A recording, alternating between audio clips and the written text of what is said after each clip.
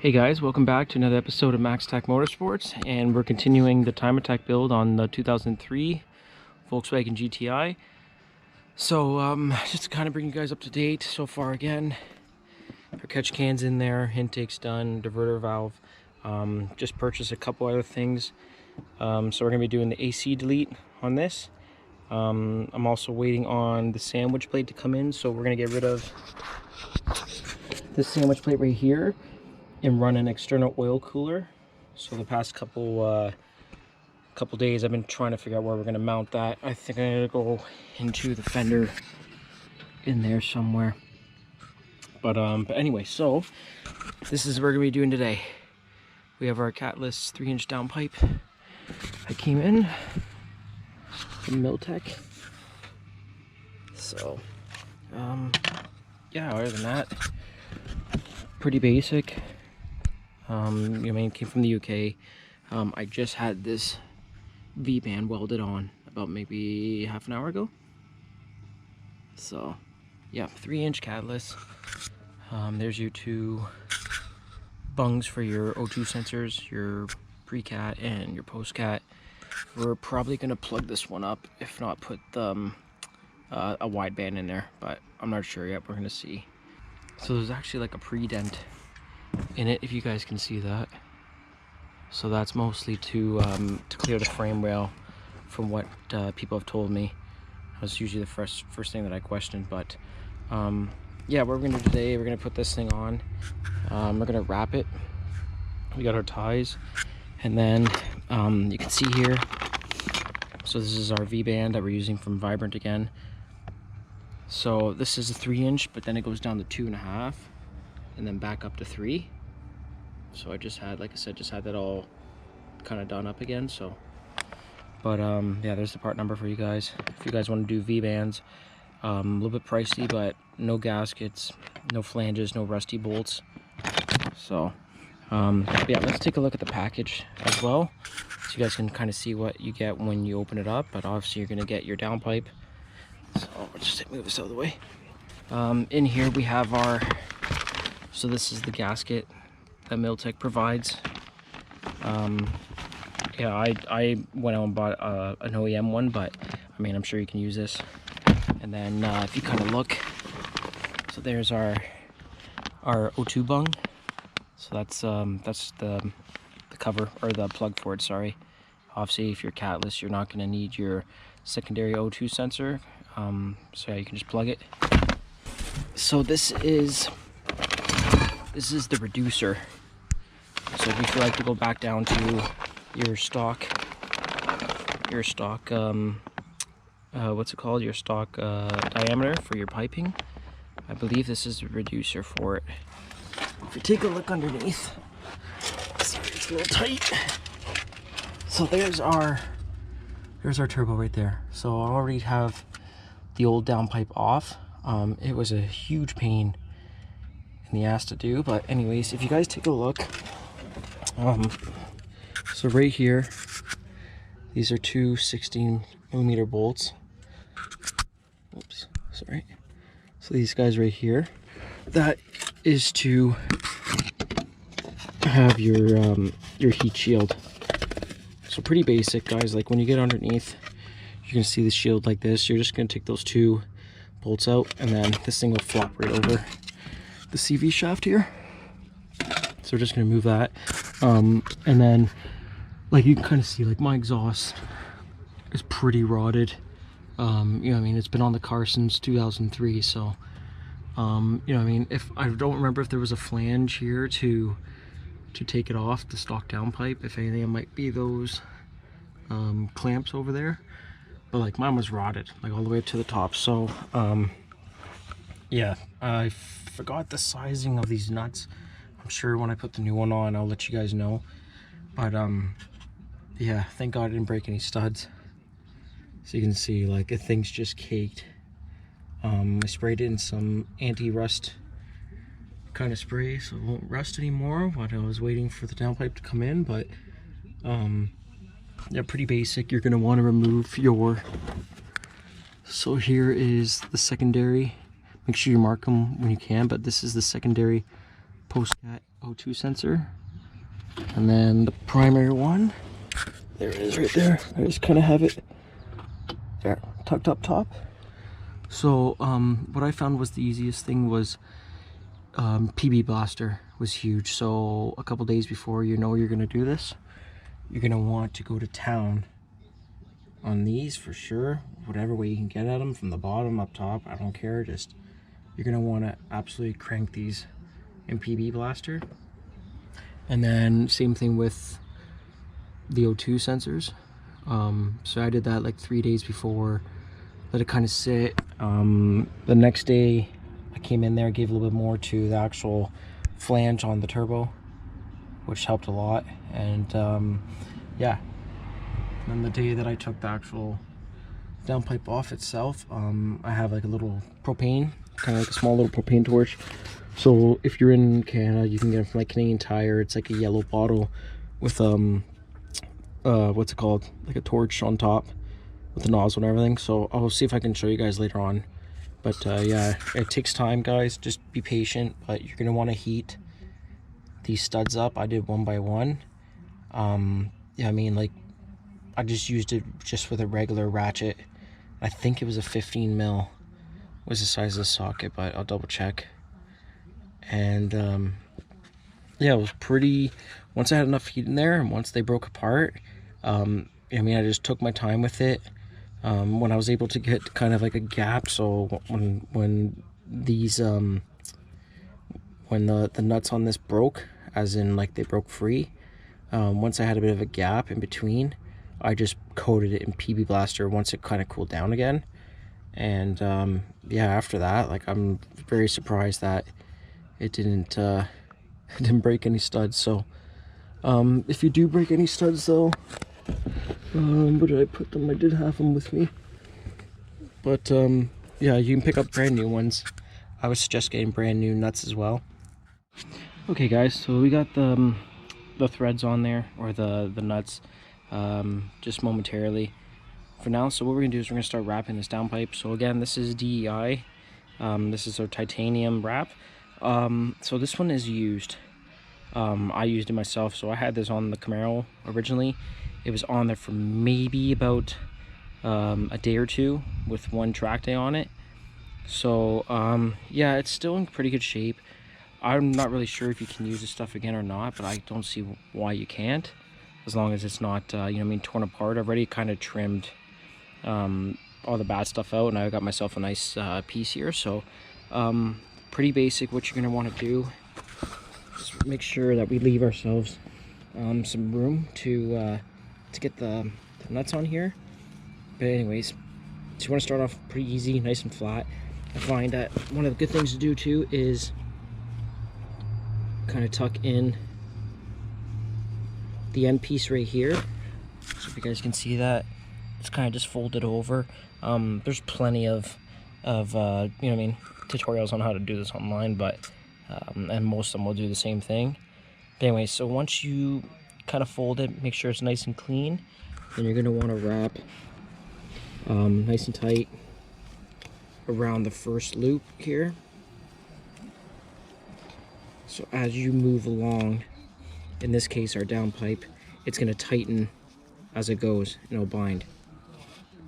So there's kind of the first one as we go. And then what you're going to want to do is you're going to want to overlap a little bit, so you kind of see as we move here, you kind of see the overlap. So I think you want, I think they say like about half an inch or so, maybe a bit more, should be okay. And then just keep tightening as you go. And when you get towards the end, you're going to want some of those metal zip ties. So when we get down there, I'll bring you guys back in and show you. But right now, yeah, I'm just going to wrap it. Hopefully it goes well. Like I said, this stuff's been used, but we'll see. Okay guys, so there you go. There's your wrapped downpipe. So I tried to do the actual flex pipe itself, but it was just a huge pain in the ass. I mean, if I had to do it over again, honestly, I'd probably have to go back out and spend again to buy some wrap. But I mean, it's not like the cleanest, but I mean, or maybe I should at least wet it before. They say with the titanium stuff you don't really have to wet it, but I think I should have at least using it again. But other than that, like, you know what I mean, it's pretty basic. I mean, all done here. Just try to get this one hand. You know what I mean, try not to cover your O2 sensors, obviously. That should be able to slide, and at least it'll be nice and tight against the other sensors. So yeah, what we're gonna do is we're gonna go underneath again. So I'm assuming this is gonna be a 10 mil. You can see here I got the studs. So these are the studs, the new studs that I don't need to use as of yet. Hopefully I don't. When you go underneath, so if you follow your O2 sensors, you can see this little box. So I think there's two 10 mils. There's kind of one right there in that corner, one on the other side. So I think if you remove that, you'll be able to see the actual connections. So what I'm going to do at this time is just keep the primary one, and I'm just going to remove the actual O2 harness from the secondary one, just to kind of keep it out of the way for now. And then yeah, eventually I'll run the AFR from AEM into the secondary bung. But yeah, so let's just get this off for now, and then yeah, we're gonna try to get this thing mounted. You can see you got the nuts on there.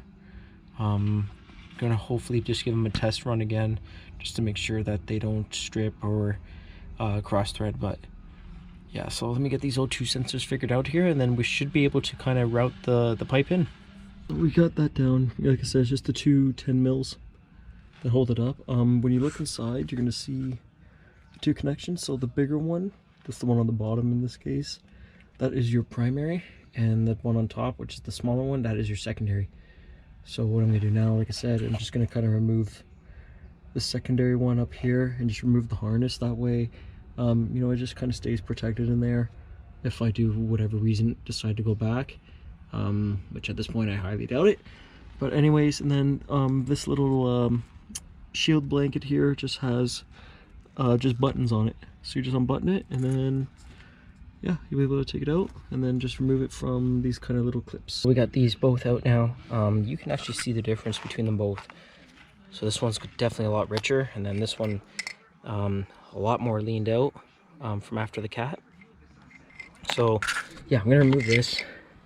Don't need that for now. Anyways, I would suggest moving this or taking this out completely to reinstall it, just so that when you're actually threading it on, it doesn't just twist the entire wiring harness, and then that way it's all kind of tangled up and really tight in there. So yeah, pretty basic. You're just gonna thread it into that, and then once it's all threaded on, you know, just make sure it's nice and tight, and then we're gonna move the downpipe underneath and kind of reinstall the clip here, so you can see this groove.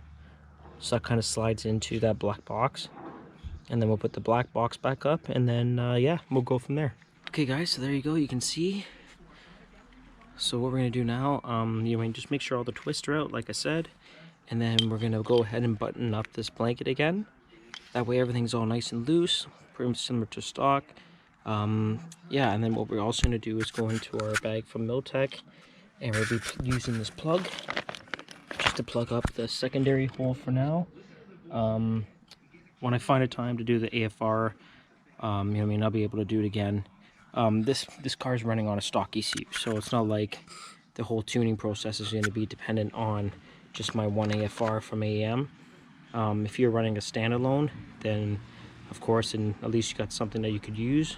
But at that point also, you'll be putting your AFR into this this bung here as close as you can get it to the motor. So yeah, let's just kind of plug this up, and then we're going to go underneath, bring this thing in, and then hopefully get it all mounted. Just to kind of give everyone a heads up too, so the O2 sensor itself, I'm using a 7/8 wrench. You can also go out and buy one of those O2 sensor specific sockets for the actual bung right here, the plug. It's a 15/16. So get them as tight as you can. Remember, this thing's going to be seeing a lot of heat as well as a lot of vibration, so you want to make sure that they have very tight seal on it. You know, I mean, it wouldn't hurt also to go back maybe after a day or two, when everything's nice and cool down, to yeah, retighten everything up. But yeah, we're about ready to go. Do not forget your gasket. That's a must for sure, guys. You guys all know that. But yeah, so let's get it going. Try to get this thing on. So it's nice if you have a hoist, I'll tell you that. When you bring it back, just try not to rip up your brand new, or in this case, my fairly used heat wrap. Alright guys, so you can see, now you got a little bit, but so 16mm for these brand new, yeah, brand new nuts here. So again, I'm just gonna run it through a couple times just to get the threads nice and loosened up from all the dirt, and then after that, we're gonna try to get this downpipe up over the K-member here, and yeah, we'll get it going on. Okay, so we got this thing pretty close now. If you guys can see, so obviously you're gonna slide it back. The only thing that was a bit of a pain is just to get that main flange through the heat shield. And what it looks like now is that the indent, oh, I wish I had a hoist, guys, but sorry. That indent that I showed you, if you guys can see, is right, I don't have my phone on me, so pretty much that indent is going to create clearance for you on this heat shield. So you can see the O2 sensor to a certain extent, there it is at the bottom instead of being straight up top like it would be on your stock downpipe. But yeah, then back there, right where that kind of where the heat shield and the downpipe are meeting right now, that's where your indent is. So once you get it through this little gap, the flange, and honestly I didn't have to loosen anything on the shield or any of that stuff, I just kind of pushed it through and kind of moved it around. Yeah, you can see I kind of had it lined up. Just put the gasket on for now. So you can see that the downpipe's still sitting here. We got some light because it's getting pretty dark out. So still waiting to put it on. Unfortunately, this exhaust, the stock exhaust, was way too long coming out here, mostly because it's cut, obviously. Like if you remove this actual clamp and slide everything out, you mean you wouldn't have that issue, but this thing is so rusted and rotted out that I like, look at those, not a chance that's coming off. So yeah, I've been kind of battling right now. Got myself a bit of a souvenir, but yeah, you got to remove 8 of these 13mm nuts here, and they kind of go on these little sections. Broke one, unfortunately. And yeah, and then that just removes the actual tray that's holding the rubber mount for the exhaust. So this is off now finally. What I'm going to do, actually, since I don't have any other exhaust to put on for a while now, I'm just going to loose fit the actual tray. That way when I bring it to the shop, they won't have a huge hassle trying to get off again. And yeah, then we can slide this thing all the way up and then let it sit. You can see now, downpipe's all lined up. Back there you can hopefully see it. Still hanging, obviously, because it's not in the hanger, but once I tighten everything up it should be okay. And then obviously with the flex pipe, when it goes up into the area that we just took off, you know, we will be able to weld another V-band on the rest of the exhaust and connect it all. But I would highly suggest if you can get a hoist to do this, because this is miserable right now, I'm not gonna lie. I love working on cars, but this is not fun when you just have two little ramps and you're by yourself with the camera. But yeah, you can kind of see it. Anyways, I'm just gonna tighten it up. It's getting pretty dark right now. My battery's gonna die, but yeah, just want to say again, thanks.